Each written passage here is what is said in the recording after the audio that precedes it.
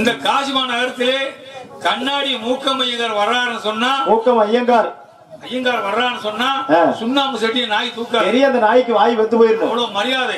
நாங்கெல்லாம் போய் காவிரத்துல ஸ்நானம் பண்ணிட்டு வீதியில பஜனமாடி வந்துட்டு இருக்கும்போது எதுக்காக கூட்டமா வந்துட்டு இருப்பா. எதுக்கு? அவன் ஆலயத்தை தரிசனம் பண்றதுக்கு.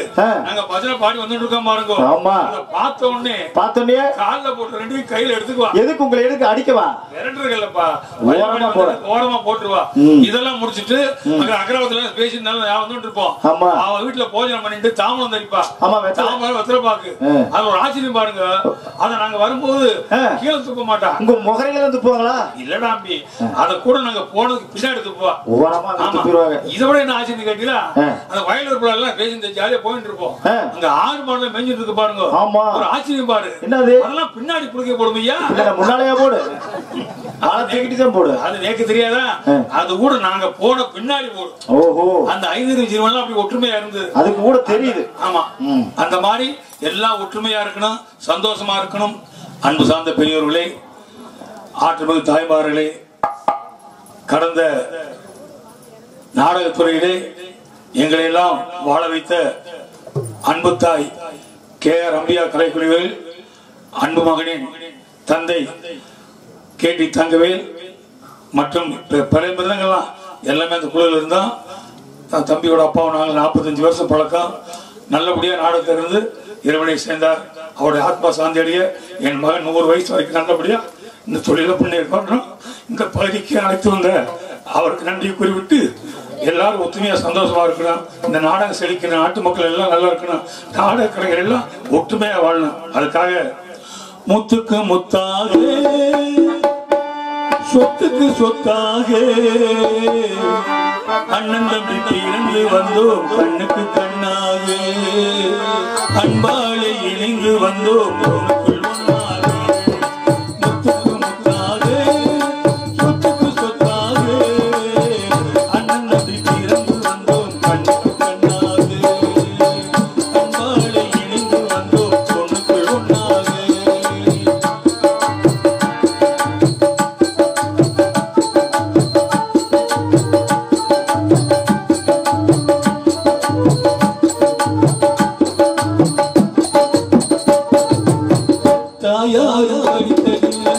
தந்தை முகம் பார்த்ததில்லை, தானாட்டு கேட்கவில்லை, போர் பார்த்து அறிந்ததில்லை, பார்ப்பதில்லை, தந்தை முகம் அறிந்ததில்லை, தானாட்டு கேட்கவில்லை, பார்த்து அறிந்ததில்லை, தாயாரு படித்ததில்லை, தந்தை முகம் பார்ப்பதில்லை, தானாட்டு கேட்கவில்லை, போர் பார்த்து அறிந்ததில்லை, தானாக படிக்க வந்தான் தங்கமே தம்பி, தானாக படிக்க வந்தார் தங்கமிட வளர்ந்த தம்பி, தள்ளாத வகையிலும் நான் வாழுகின்றேன் அவனை நம்பி. சொத்தாக சொத்துக்கு சொத்தாக அண்ணன் தம்பி பிறந்து வந்தோம், கண்ணுக்கு கண்ணாக அன்பாலே இணைந்து வந்தோம், ஒன்றுக்குள் ஒன்றாக.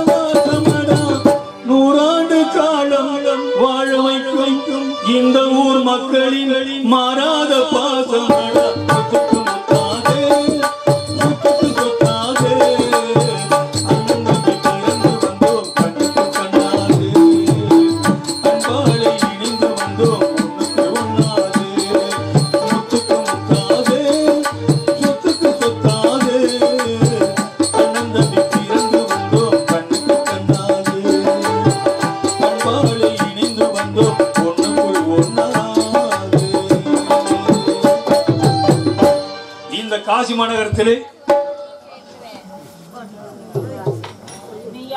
கொட்டூர் கிராமம் ஓடப்பட்டியில நாங்க அண்ணன் தம்பி 3 பேர் நாங்க வாழ்ந்து வருகிறோம்.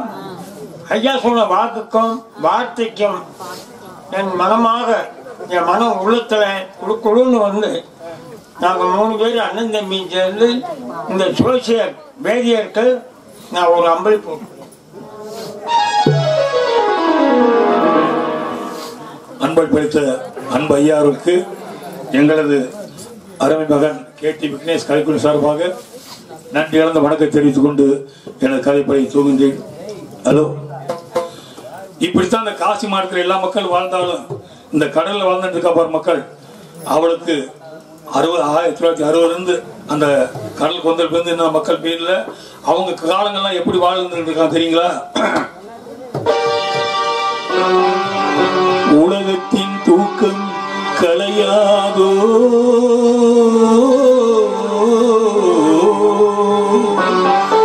உள்ளத்தின் ஏக்கம் தொலையாதோ,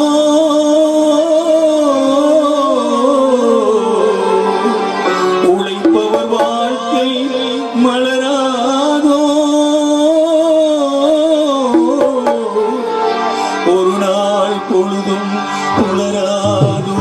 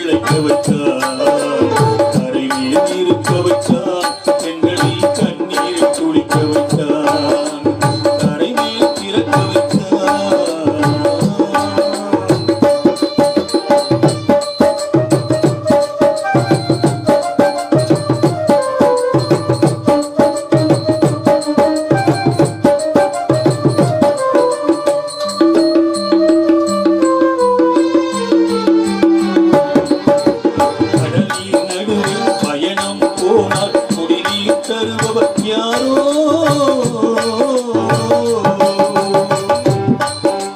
தனியாய் வந்தோர் துணிவை தவிர துணையாய் வருபவர் யாரோ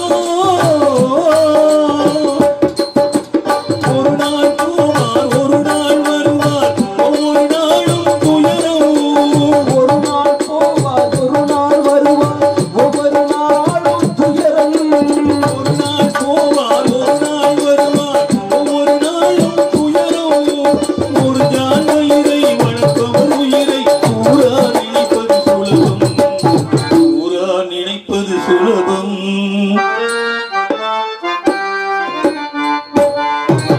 கரைமேல் பிறக்க வைத்தார் எங்களை கண்ணீர் பிழைக்க வைத்தார் கரைமேல் இருக்க வைத்தார் எங்களை கண்ணீர் குளிக்க வைத்தார் கரைமேல் பிறக்க வைத்தார்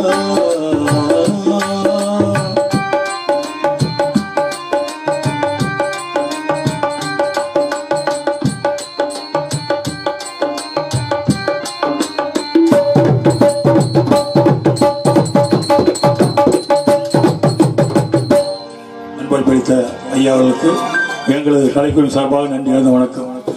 காசி மாநகரத்தில் எங்கு பார்த்தாலும் மாவிளை தோரணங்கள் மின்விளக்கு அரங்காலாம் இருக்கு. அரமணி இந்தியார வந்துட்டு போயிட்டு இருக்கா. ஓட்டவன் வாங்க வாங்க கிடந்தா தூங்கு தூங்கு சுகந்தாங்க வாரு ஆயா ஆயா மந்திரி வாழ் ஆத்துல நல்லா இருக்காளா? ஆத்துக்கல்ல சிறப்பா இருக்காள். ஆத்துல வீட்டுல நல்லா இருக்காலும் கேட்டேன். நல்லா இருக்காங்க நல்லா இருக்கா? நல்லா இருக்கா. அவங்க ரெண்டு பேரும் சந்தி சிரிச்சு ரொம்ப நாள் இருக்கு. நாளைக்கு ஊரு சிரிக்கும் நினைக்கிறேன். எல்லாம் சிரித்து வாழணும், சிரிக்கிற வாழக்கூடாது. ஆமாங்க. என்ன ஆச்சரியமா இருக்கு. உங்களை எதுக்கு தெரியுமா பார்க்க வந்திருக்கேன்? எதுக்குதான் வந்திருக்கீங்க? மன்னர் உங்களை அழைத்து வர சொன்னார். நான் ஒன்னும் தவறு செய்யலையே. நீங்க பண்ணாத தவறுலாம் இனிமேல் கிடையாதுங்க, பண்ணவும் மாட்டிய. அதனால மன்னர் எதுக்கு அழைத்து வர சொன்னாருன்னா, மன்னருக்கு குழந்தை பிறந்திருக்கிறது. மகாராஜா குழந்தை வந்திருக்கா? ஆமா. ஏன் இழுச்சு சிரிச்சிருக்கிறா? ரொம்ப சிரிப்பு வந்துருது. குழந்தை மாதிரி சிரிச்சுட்டேன். ஏன் மகாராஜா சிரமப்பட்டு பாருல. நாளைக்கு பேப்பர்ல ஓட்டுலையோ மன்னருக்கா குழந்தை பிறந்திருக்கிறது. மகாராஜோட உழைப்பாலும் மன்னர் மகாராணியோட ஒத்துழை சேலம் இருவருக்கும் சேர்ந்து ஒரு குழந்தை பிறந்திருக்கிறது. அரமணிக்கு ஒரு வாரிசு உருவாயிடுத்து. இதுல ஆச்சரியப்படுற என்ன இருக்கு? திருமணமாகி நீண்ட நாட்களாகவே மகாராஜா குழந்தைகள் ஏக்கத்தோடு இருந்தா. மகாராஜா மகாராணி ரெண்டு பேரும் வருத்தத்தோடு இருந்தார். நீங்க என்ன பண்ணீங்க? மகாராஜா வருத்தப்படாதீங்க, இந்த காசி மாநகருக்குள்ள எல்லா ஜாதகம் அடிக்கிற ஜோதி அழைச்சு ஜாதகம் பார்க்கலாம்னு சொன்னீங்க. எல்லாத்தையும் அழைச்சு ஜாதகம் பாத்தீங்க. வந்தவ அனைவரும் மகாராஜாவுக்கு குழந்தை பார்க்கவே இல்லைன்னு சொல்லி போயிட்டாங்க. நீங்க என்ன சொன்னீங்க? எல்லாம் பாத்துட்டோம். அரமணிக்கு பரம்பரையா ஜோதிக்க ஜாதியா இருக்க சேசங்கார பையன் அவன் அழைச்சு ஜாதகம் சொன்னேன், அழைச்சிட்டு போனேன். மகாராஜா ஜாதகத்தை பார்த்தேன், ஒரு தோஷங்கள் இல்லை. மகாராணி ஜாதகத்தில் 3 தோஷங்கள் இருந்தது. ஸ்பெஷல் தோசை, கல் தோசை, சாதா தோசையா? தோசையா? தோஷங்களா? ஐயா சும்மா கவலையோடு இருக்கு. இதுல ஒரு தோசையை பத்தி தோஷங்கள் ஏக்கத்தோடு இருந்தார். அப்ப நான் சொன்னேன், மகாராஜா தாங்கள் ஜாதகத்தில் தோஷங்கள் இல்லை, மகாராணி ஜாதகத்தில் 3 தோஷங்கள் இருக்கிறது. ஒன்று கருட தோஷம், நாகதோஷம், பசுதோஷம். ஒரு தோஷத்திற்கு 7 ஆண்டுகள், மூவேல் 21 ஆண்டுகளுக்கு பிறகு இந்த காசி மண்ணிற்கு ஒரு வாரிசு உருவாகும் என்று கூறினேன். அப்ப சொன்னீங்க, உங்களுக்கு கூட கணிச்சு கொடுத்தேன். அதை மாத்திரம் சொன்ன கடுப்பாயிரு. ஆனா எனக்கு நீங்க உங்க வீட்டுக்கு கொண்டு போய் தாம்பாளத்துல பழங்கள் காணிகளை வச்சு உங்களுக்கு ஜாதகம் அடிச்சு கொடுங்க. மகாராஜாக்கு மாதிரி எனக்கும் பழிக்குன்னு சொன்னீங்க. பழிச்சதா இல்லையா? உன் ஜாதகமே பொய்யா? என்னங்க மன்னருக்கு நல்லா ஜாதகம் சொன்னீங்க. சரி, உங்களுக்கு என்ன சொன்ன மக்கள்கிட்ட சொல்லுங்க. எனக்கு என்ன ஜாதகம் சொன்னீங்க? சொன்னேன், எனக்கு ஒரு கல்யாணம் ஆகும்னு சொன்னீங்க. கல்யாணம் ஆகுன்னு சொன்னேன். கல்யாணம் ஆயிடுச்சுல? கல்யாணம் ஆயிடுச்சு. அப்புறம் என்ன சொன்னேன்? கல்யாணம் ஆனதுக்கு அப்புறம் உனக்கு ஒரு பையன் பிறப்பான்னு சொன்னீங்க. என்ன நடந்தது? பையன் பிறந்துட்டான். அங்கேயே இல்லைங்க, நல்லா கேட்டுங்க. ஒரு குடும்பத்துல கல்யாணம் நடந்தா அந்த குடும்பத்தை அழைக்கிறதுக்கு ஒரு வாரிசு வேண்டுவா. இவாளுக்கு சொன்ன மாதிரியே பையன் பிறந்துச்சு. ஜாதகம் போய்கிறேன். பையன் பிறந்து அவனுக்கு 5 வயசு ஆயிடுச்சுன்னா பெத்த தோப்பனார் இறந்து போயிருவான்னு சொன்னீர். இப்ப என் பையனுக்கு 10 வயசு ஆகுது, நான் இன்னும் சாகல. அப்போ ஜாதகம் போய் தானே? எதிரியா இருந்தாலும் உண்மையை சொன்னா ஒத்துக்கணும். இருந்தாலுங்கானா உங்க பையனுக்கு வயசு என்னாச்சு? இப்ப 10 வயசு ஆகுது. அப்ப நான் ஜாகல. அப்ப என் ஜாதகம் போகிறேன். ஆமா. ஏன் தூக்கு போட்டு தொங்குறது? நாக்கு வெளியே வந்து பயமா இருக்கு. கடல்ல குடிச்சிருது, குடிச்சிட்டா உடம்பெல்லாம் சளி பிடிச்சுக்கு. ஜாதகம் போகிறேன். இல்ல மந்திரிவாள், உங்க பையனுக்கு வயசு 10 ஆகும் போது எய்த்த வீட்டுல உங்க சித்தப்பங்க ஏகாம்பரம் செத்துருப்பானே. ஆமா, என் தம்பி ஒருத்தர் செத்தான்ல. ஆமா, சந்தேகம் இல்ல, தகப்பா வந்தேன். ஐயோ ஐயா, இனிமேல் நீங்க வெளிக்க கூடாது. நான் அரமனை வேலையை பார்த்துட்டு வீட்டு வேலையை பார்த்துட்டேன். நீங்க மகாராஜாவுக்கு உருந்தை வந்து எங்க பாத்துட்டு இருந்தீங்க உருந்தை அவ கவனிச்சு விட்டா எல்லாம் சித்தப்பங்கள ஒரே ஜாடையா இருப்பீல்ல வளர்ந்து வரும்போது ஒரே ஜாடையா அப்பான்னு கூப்பிட்டா தப்பாது போயிட்டா நாங்களாம் பிராமணன் மன்னர் பாக்கலாமா மன்னா பாருங்கள் ஜோசியரே. வணக்கம் அண்ணா. வாருங்கள் வாருங்கள். நாங்கள் ஆட்சி நீரூர் வாழ வேண்டும். ஆகட்டும். மந்திரிவாள் ஜோசியரே, தாங்கள் தான் 20 ஆண்டுகளுக்கு முன்பதாகவே என்னுடைய மனைவியுடைய ஜாதகத்தை பார்த்து மன்னா தாங்கள் மனைவிக்கு 3 தோஷங்கள் இருப்பதனால் 20 ஆண்டுகளுக்கு பிறகுதான் குழந்தை பிறக்கும் என்று சொன்னீர்கள் அல்லவா? உண்மைதான். தாங்கள் சொன்னதை போலத்தான் இப்பொழுது குழந்தை பிறந்திருக்கிறது. அந்த குழந்தை என்ன குழந்தை, குழந்தையின் ஜாதகம் எப்படி இருக்கும், எதிர்காலம் எப்படி இருக்கும், இந்த நாட்டிற்கு நாட்டு மக்கள் எவ்வாறு இருக்கும் என்பதை தாங்கள் கணித்து சொல்ல வேண்டும். மகாராஜா, 21 ஆண்டுகளுக்கு பிறகு இந்த அரண்மனைக்கு ஒரு வாரிசு உருவாகு என்றால் அந்த காசி விஸ்வநாதை தாங்கள் வேண்டிய பலன்தான். அதனால் நல்ல முறையில் ஜாதகத்தை கணிக்கிறேன். மந்திரிகளை வேண்டிய உதவி செய்ய. அதாவது என்ன பொன்பொருள் வேண்டுமோ அத்தனை பெற்று செல்லலாம். துணைக்கு மந்திரியார் இருப்பார். மந்திரியாரே, கேட்ட பொருளை தாருங்கள். கேட்ட பொருளை தார பொண்டாட்டிகிட்ட கேட்டாருன்னா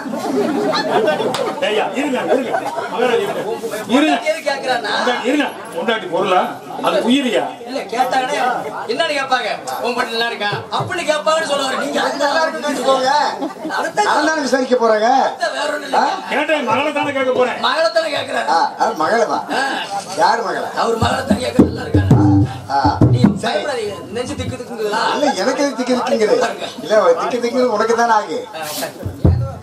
சோசிரே மந்திரிவார் அரமண சமாச்சாரம் மகாராஜா சொல்லிட்டா 21 ஆண்டுகளுக்கு பிறகு குழந்தை வந்திருக்கு.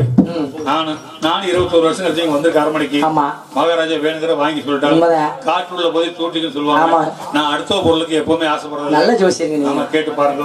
அதனால எங்க நேரம் அரண்மனைக்கு போங்க. போறேன். தானிய கிழங்கு இருக்கும். ஆமா. அரிசி பருப்பு எல்லாம் வகை வகையா இருக்கும். மக்களுக்கு வச்சிருக்கல கை வைக்க வேண்டாம். ஆமா. அந்த காசி விஸ்வநாதனுக்கு வச்சிருக்கீங்க அரிசி பருப்பு எல்லாம். ஆமா. அதுல நயமான பொன்னி அரிசியா பச்சை அரிசி ரொம்ப கம்மியா ஒரு 10 மூட்டை ஒரு அரிசி வாங்கிக்கீங்களே. வேண்டாமா? மக்கள் சொத்து அது வேண்டாம். ஆமா. அதுல ஒரு 10 மூட்டை வாங்கிக்க. அடுத்த இடத்துக்கு போங்க. சரிங்க. பருப்புலாம் வகை வகையா இருக்கும். ஆமா. கண்ட பருப்புலாம் எங்களுக்கு சேரா தெரியும். எனக்கு எங்க பக்கம் சேங்கல் பருப்பு தான். சேங்கல் பருப்பு வாங்கல் பருப்பு இந்த வயசுல நமக்கு இதுக்கு மேல வேண்டாம். அந்த சேங்கல் பருப்பு கையில அள்ளும் போது அப்படி நெய் வாசம் வரும். பொழுது கொட்டணும். சரி. அரிசி 10 பருப்புல ஒரு 5 மூட்டை 5 2 சேர்த்து வாங்கி ஏடா வாங்கி யாரு கேக்குறாங்க? அடுத்த பொருளுக்கு ஆசை 5 பிராமண ஆச்சு. ஒரு 5 மூட்டை எடுத்து வச்சிருக்கோம். எடுத்து வச்சிட்டேன். வெங்காயம் யார் வெங்காயம் பேச்சோட பேச்சா?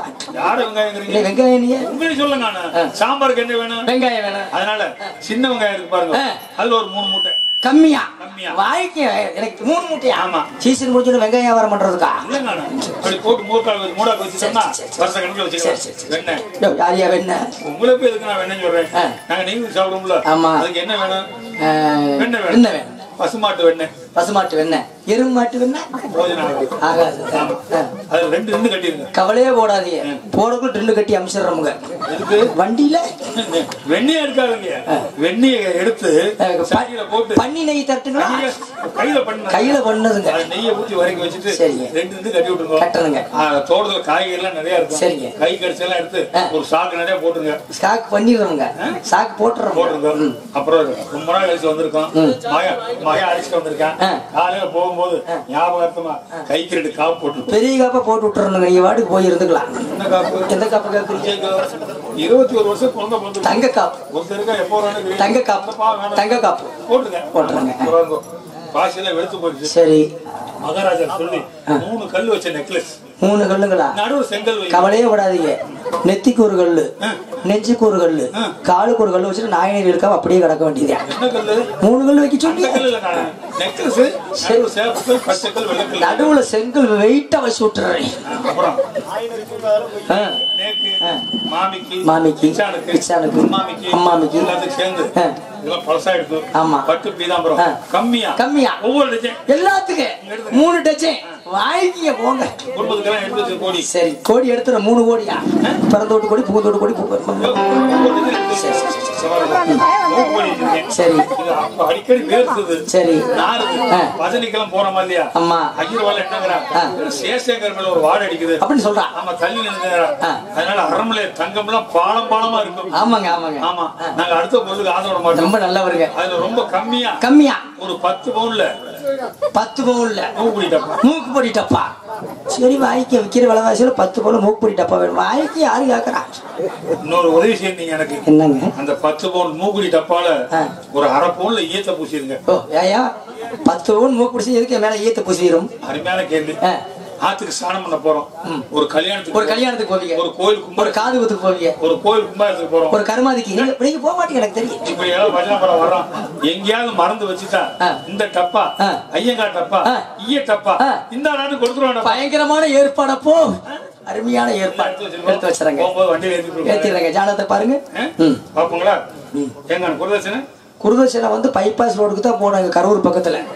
குருதட்சணை ஆகிறதுக்கு குருதட்சணையா வச்சாச்சு.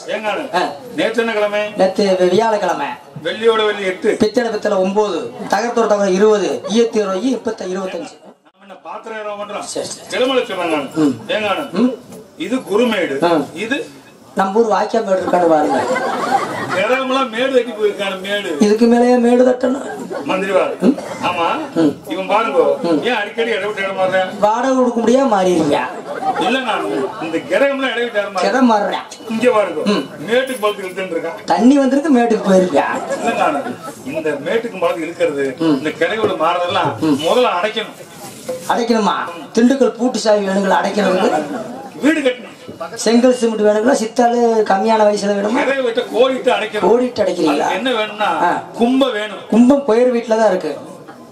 கோயவர் வீட்டுல கும்ப லக்கணம். குழந்தை பிறந்த லக்கணம். குழந்தை பிறந்த லக்கணம் உயிர் உரிமையோ குழந்தை பிறந்த லக்கணமா? சரி சரி சரி. கண்டிப்பாங்கண்ணா. எங்க குழந்தை பிறந்த நேரம் என்ன தெரியுங்களா? என்ன நேரம்? பழைய சோத்து நேரம். பழைய சோத்து நேரம்னா சுடுசோறு 6:30 நேரம். ஓ, வெள்ளிக்கிழமை 3:45 நாளில் பிறந்திருக்கிறது. அப்படியா? மேசங்கர் ஆட்டில் ஒரு 10, சிம்மத்துல ஒரு 10, 20, ரிஷபத்துல ஒரு 10, 30, கண்ணியில ஒரு 10, 40, விருச்சிகத்துல ஒரு 10, 50. இத்தனையும் சேர்ந்தா என்ன ஆகும்? பொம்பளை ஆடலாம் சேர்ந்தா சர்க்கஸ் கம்பெனி ஆகும். இது அவங்க வச்சா கணிக்கணுங்க. 12 ராசியில ஒரு 6 ராசி வச்சு கணிச்சாதான் தோசங்களும் தெரியும். பாருங்க கணிப்போமா? ஜாதகம் பிறந்ததப்பா. நல்லா ஏறி பாடுமியா? இனிமேலாம் நீங்க ஏறவே வேண்டாம். இனிமே நீங்க ஏறினீங்கன்னா உங்க தொழிலுக்கு மரியாதை எல்லாம் போயிடும். சுதி ஜாதகம் பிறந்ததப்பா தனசுடன் கேட்டையாகும் மாதரும் அல்லவப்பா மைந்தனால் மாலையுண்டு ஆகையினாலே இந்த அவனை அவனில் வைத்திருந்தார்.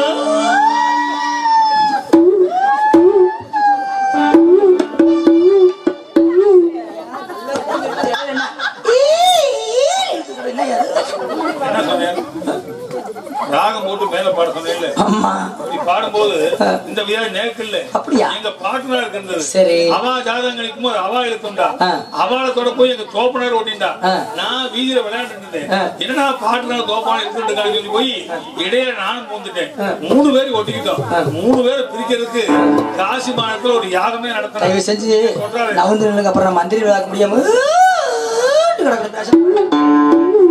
ஆகையினாலே இந்த அவனை அவனில் வைத்திருந்தால் பாதகம் வந்து சேரும். பைந்தனர் முனிவதாமே, பைந்தனர் முனிவதாமே.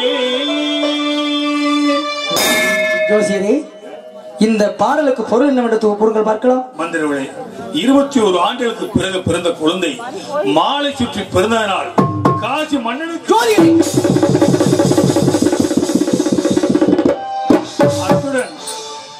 கழுத்தில் கொடி சுத்தி பிறந்தனால் காசி மண்ணின் கோத்திரத்துக்குமே ஆகாது.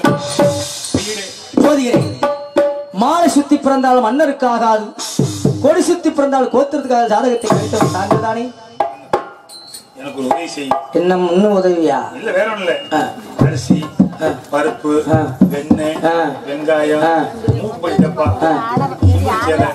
எல்லாம் நீங்களே வச்சுக்கோங்க. சரி சொல்லிருக்கோம். அவங்க வேலையை அவங்க பார்க்க முடியாம கிடக்குது, ஓ வேலையை நான் பாக்குறதா? நீங்க தான் மன்னட்டு சொல்லிட்டு போகணும். நிச்சயமா தலை மிஞ்சும். பார்க்கலாம் மன்னா.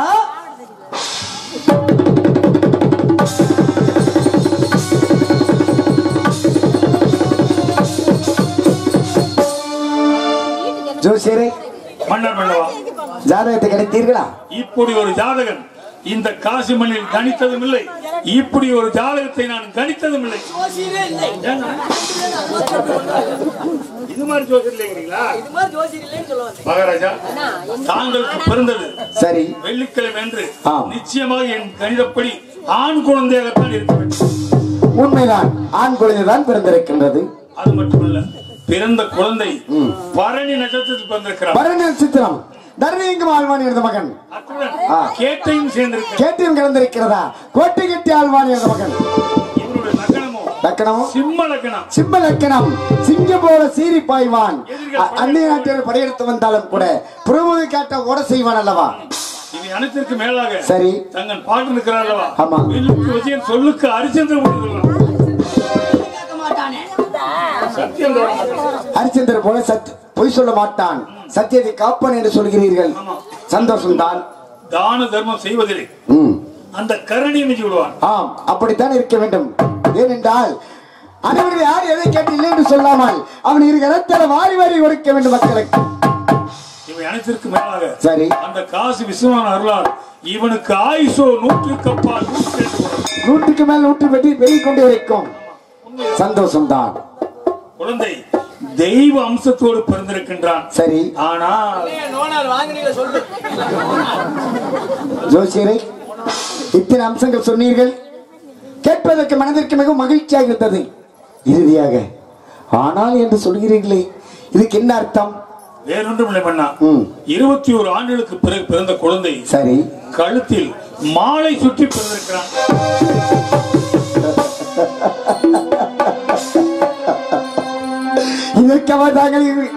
தங்களுக்கு என் மகன் மாலை சுத்தி பிறந்திருக்கிறாரா?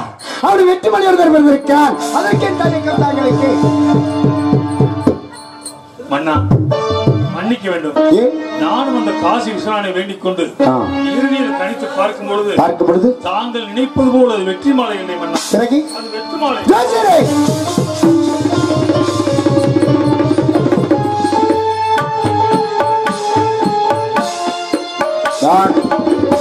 வெற்றி மாலை என்று சொல்கிறேன், தாங்கள் வெட்டு மாலை என்று சொல்கிறீர்கள். சரி, அது ஒரு முறை இருக்கட்டும். பிறகு என்ன சொல்லுங்கள் பார்ப்போம். மாலை சுற்றி பிறந்ததனால் இந்த காசி மன்னனுக்கு மாலை சுற்றி பிறந்ததனால் என் பரம்பரைக்கு ஆகாதா? சரி, பரவாயில்லை, என் பரம்பரைக்குத்தானே ஆகாது, இந்த நாட்டிற்கு நாட்டு மக்களுக்கும் ஆக மன்னவா. அதிலும் குறை இருக்கிறது. என்ன குறை?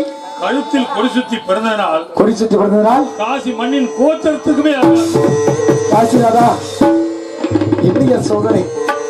மாலை சுத்தி பிறந்தால் மன்னன் பரம்பரைக்காக, கொடி சுத்தி பிறந்ததனால் இந்த கோத்திரத்திற்கு ஆகாது என்று சொல்கிறாரே. இதற்காக அடிதிர பூஜித்தேன். இருந்தாலும் ஆமா, இதுக்கு ஏதாவது பரிகாரம் இருக்கின்றதா? நிச்சயமா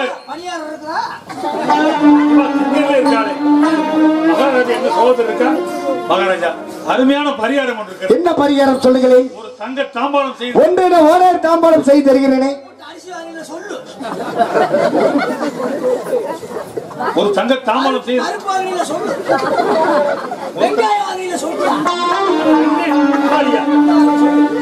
ஒரு தங்க தாம்பாளம் செய்து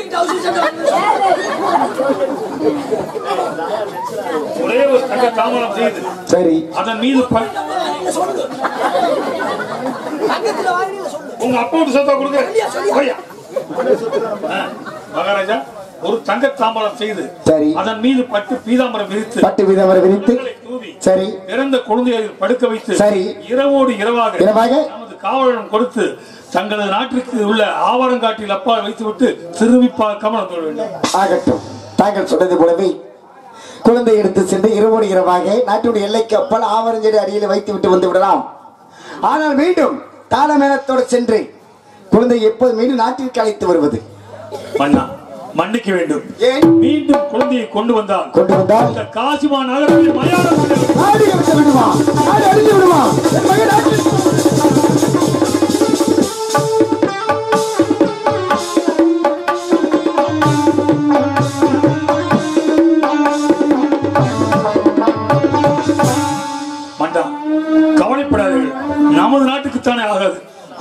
ஆயுசோ 100க்கு அப்பால் 100 என்று குறிப்பிட்டேன். எங்கிருந்தாலும் சிறப்போடு வாழ்வான். ஆனால் ஒன்று மட்டும் கூறுகிறேன், காசி மன்னன் தன் ஒரு குழந்தைக்காக இந்த இனத்தையே அழித்து விட்டார் என்று தங்கள் பரம்பரையை எதிர்காலத்தில் குறை கூறுவார்கள். தங்களுக்கு நாடு முக்கியமா குழந்தை முக்கியமா? நல்ல ஒரு முடிவாக எடுங்கள் வேண்டா. எனக்கு எந்த பொன்பொருள் வேண்டாம்.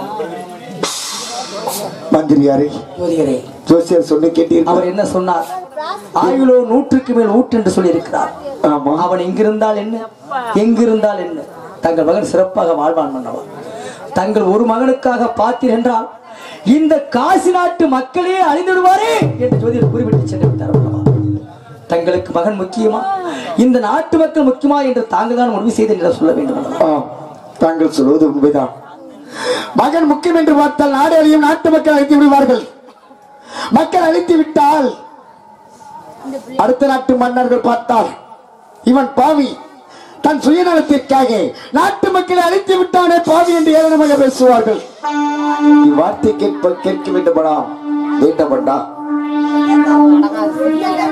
அப்படி நாட்டு மக்கள் முக்கியம் இல்லை என்றால், மகன் வேண்டும் என்றால், இவனுக்கு மகனை இல்லையே, வம்சம் இல்லை இவனுக்கு, இவனுடைய வம்சம் இவனும் அழிந்து விட்டதே, வாரிசு இல்லை என்று ஏளனமாக பேசுவார்களே.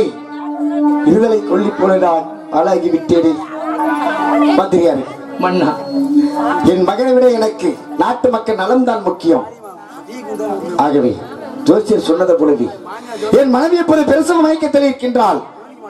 அவள் கண் விழித்து குழந்தையை பார்ப்பதற்குள் இரவோடு இரவாக குழந்தை எடுத்து சென்று மன்னா, நாட்டினுடைய எல்லை கப்பல் வைத்து தாங்கள் அன்பு மகன், பாச மகன், நேச மகனை யார் நேரத்திற்கும் தெரியாமல் இப்போது நாடு கடத்தி விடுகிறோம். நாடு கடத்தி விடுகிறோம். நாடு ஆண்டவா, காசிநாதா, கங்காதரா, முக்கன் மூர்த்தியே, இந்திய சோதனை, யாருக்கு என்ன குறை செய்தேன்? நான் குழந்தையே இல்லை என்று இருந்தேனே.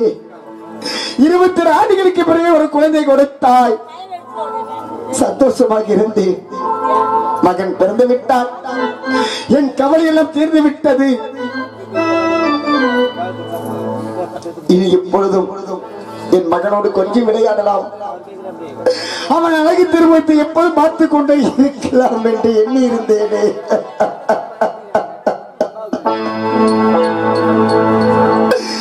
அதற்குள் என் ஆசையை மண்ணவாரி போட்டது போல என் மகனை நாடு கடத்தும்படி எழுதி வைத்து விட்டாயே. இதற்காகவா உனக்கு அனுதினமும் 6 பூஜைகள் செய்து வழிபட்டு வந்தேன். காசிநாத மணிகள் கைவிட மாட்டான்னு சொன்னார்களே, என்னை கைவிட்டு விட்டாயே.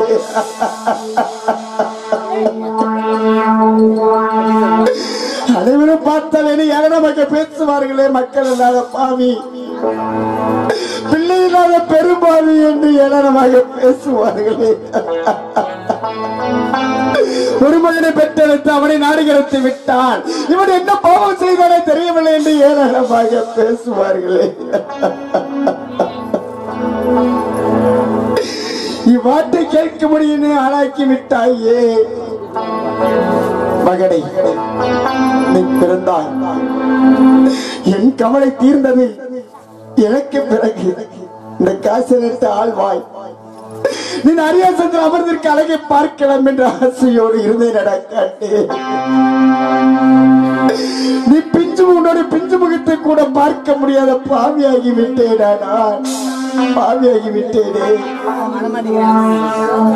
நீ அப்பா என்று அழைப்பாய், கட்டி அரவணைத்து முத்தமிட்டு கட்டி தழுவலாம் என்று ஆசையோடு இருந்தேன்.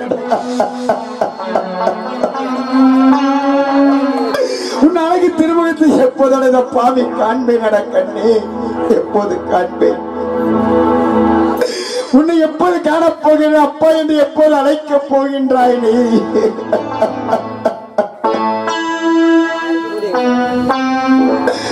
கண்ணே நவமணியே,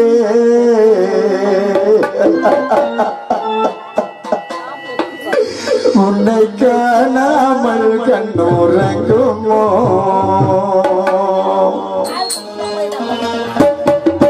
கண்ணே நவமணியே, உன்னை காணாமல் கண்ணுறங்குமோ?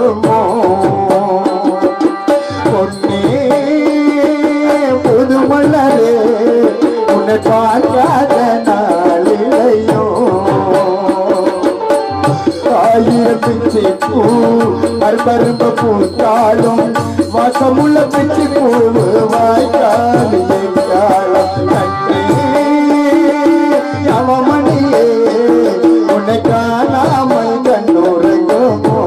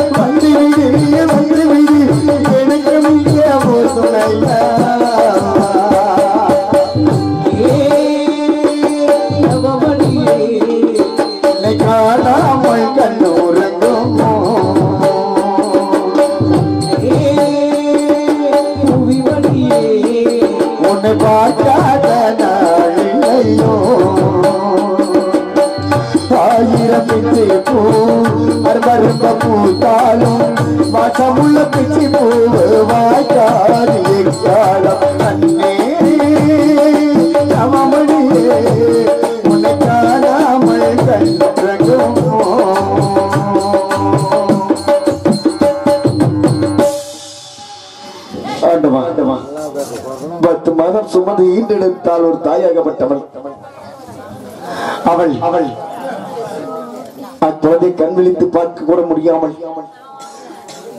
குழந்தை நாடுகளத்தை விட்டேனே அவள் பிரசவ மயக்கத்தில் இருக்கின்றாள். கண் விழித்து குழந்தை எங்கே எங்கே என்று கேட்டாள். அண்ணவளுக்கு என்ன பதில் சொல்ல போகிறான் என்னவென்று தெரியவில்லையே.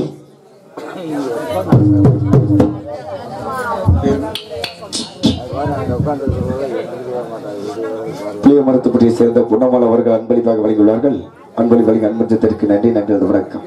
என் மனைவியை பார்க்க வேண்டும், அண்ணவளுக்கு ஆறுதல் சொல்ல வேண்டும். எனக்கு மகனில் ஆகிவிட்டது அல்லவா, இனி எனக்கு நான் ஆட்டாள வேண்டும். என்னோட ஆட்சியத்தில் பொழுது விட்டும், மக்களாட்சி தொடர வேண்டும், மன்னராட்சி முடியட்டும், மக்களாட்சி தொடர